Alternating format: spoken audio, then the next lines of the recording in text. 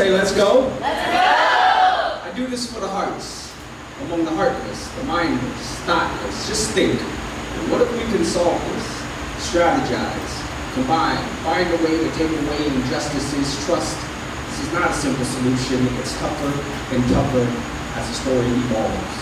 Read it in Times, documented by media lines. See, it seems it must be a repeated history thing.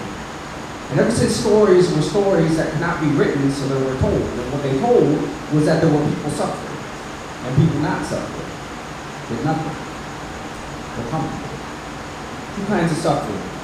People who know and the people who don't. The people who don't feel an obligation, and the people who do can barely do a thing. So there's a few who choose to speak for others, like those who are suffering. And they become known in old written texts, so the last generation gets it like the next. And these stories are told by generations each time, but time can only go one history at a time, so stories are told, but so many are forgotten. But here's a moment to honor and mention known heroes, role models, serving roles as voices for the voiceless and those who speak truth for others to gain knowledge, role models. Serving roles as sight for the sightless and those who shed light for others to gain wisdom, role models. Serving roles as aids for the disabled and those who dance a path for others to follow so they don't get swallowed up by the monstrous oppressor.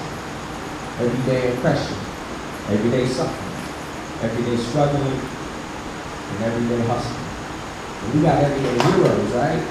Ours to save the world, to change, create, shape minds, or be a mentor. But I mentioned why I do this. Why I do this for you. The everyday heroes. The hearts among the heartless, the mindless, thoughtless. Just think, what if we can solve this? Strategize, combine, find a way to take away injustices, trust. This is not a simple solution. It gets tougher and tougher as the story evolves. So, you clap. Do I got time for one more thing?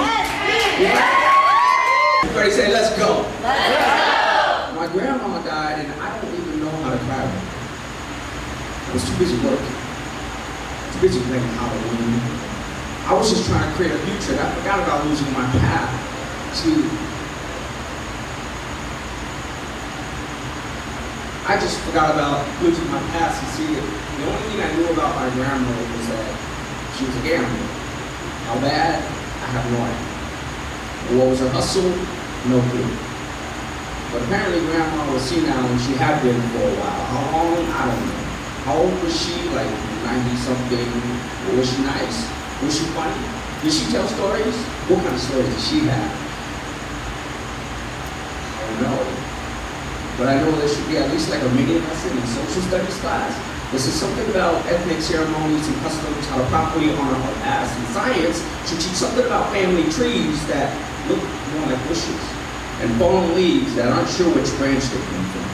See, I never enjoyed history because I could never connect to it. I learned more about wars than I did about tradition. I learned how foreign languages are only required to get in universities. 2 years minimum, 4 is a plus. So I pretended to have foodies when partnered up with a new Vietnamese boy that didn't get speaking English. I didn't understand why the Vietnamese girl thought me a disgrace. Yet I was getting straight A's and stars on the grade card. You see, I was taught that I was good at math and science, and I learned that there's a solution to everything, and everything has a formula. So through science, I figured that death is just a part of life, but I never understood why division was so difficult and why subtraction was so confusing. How could you just take away when I never had enough to begin with? I couldn't just borrow. That was just foreign to me as my knowledge of family history, and I was taught that history wasn't as important. Only 2 years required in the A through G. I learned that history is why I have full half-brothers. I learned that art was only an elective, and I didn't have to express myself if I didn't want to. I could just get the credit. I didn't waste time with feelings or emotions. Don't put food on the table or roof over your head or clothes on your back. On that crying was only allowed for injuries, cuts,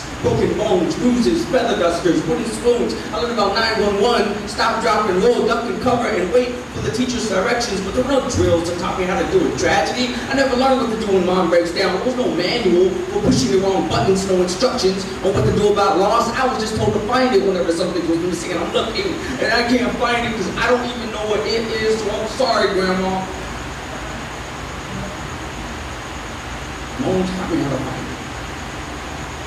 But whatever it is, I'm afraid it's gone. Thank you, that's my time, ladies.